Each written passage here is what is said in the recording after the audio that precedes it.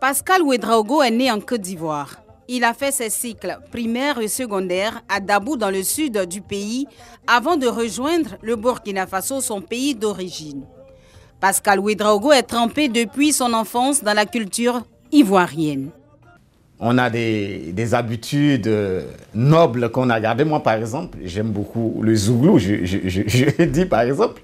Et donc, par moments, quand je vais vibrer, quand je vais me sentir, c'est-à-dire je vais me défouler, il y a des quartiers zouglou, je vais dire, il y a des maquis qui jouent ces sons-là. Aujourd'hui, il est directeur des études de la planification et des statistiques à l'université Kizerbo de Ouagadougou. Mais son intégration dans la culture burkinabé n'a pas été facile. D'abord, on vient sans les parents et on nous confie donc à des personnes qui entendaient parler de nous, qui ne connaissent pas nos habitudes, on ne connaît pas les habitudes. Donc on peut avoir souvent des comportements qui pourraient être interprétés autrement alors que c'est naturel pour nous, eu égard à la culture dans laquelle on a été bercé. Et donc, c'est ce mélange de chaud et de froid-là qu'il va falloir donc jauger pour essayer de mieux s'intégrer. Ivoirien dans l'esprit, et il n'est pas seul dans ce cas. Les pieds au Burkina Faso et la tête en Côte d'Ivoire, David est chargé de mission. Quand nous sommes arrivés, on a constaté que, mais attends, le Burkina a des qualités. Quand on regarde au niveau des infrastructures, il y avait également des éléments quand même qui nous donnaient une certaine fierté.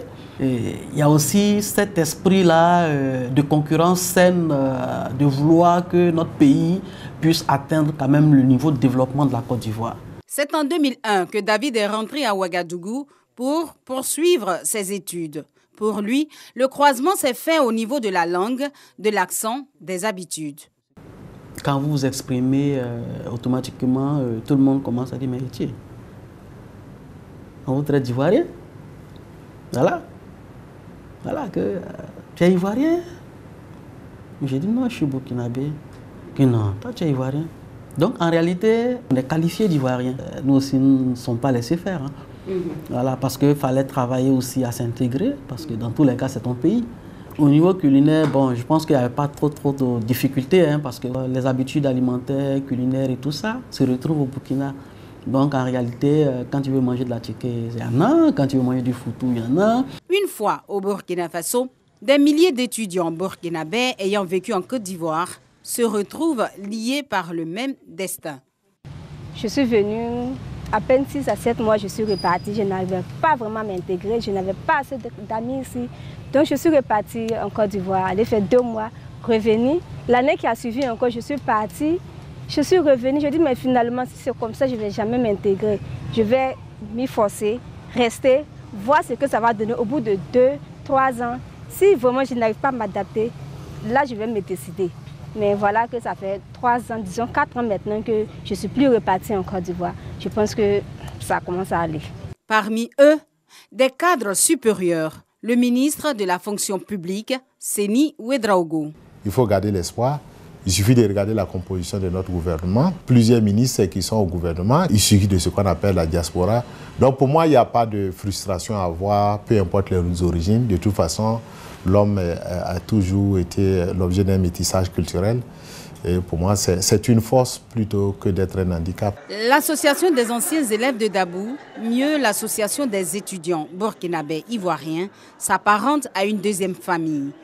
Et il faut dire que ça a commencé déjà avec les grands frères. Voilà, nous sommes venus trouver l'association comme ça et avec les tests, nous sommes en quelque sorte le bureau qui est là. Nous nous retrouvons pour échanger un peu sur comment on fait pour s'entraider, comment on fait pour ne pas trop stresser et comment on fait pour s'aider mutuellement. Aruna Nikema, directeur général de société, fait partie des soutiens de ces jeunes. En début des années 90, nous sommes parmi les premiers à être rentrés après le bac et on a eu des difficultés pour s'intégrer, d'énormes difficultés. Et ce qui fait qu'on s'est tous promis que si on arrivait quand même à avoir une réussite, je dis bien relative, on aiderait ceux qui viendraient après nous. C'est ainsi que moi j'ai trouvé tout à fait normal que tous les jeunes frères qui sont rentrés après moi, je puisse les soutenir.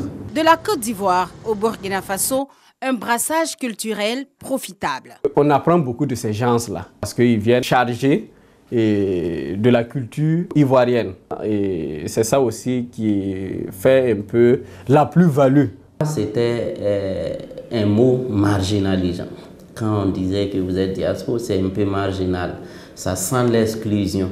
Mais au fil des temps, la dynamique a fait en sorte que beaucoup se sont appropriés le concept et en font maintenant un concept de désignation de soi.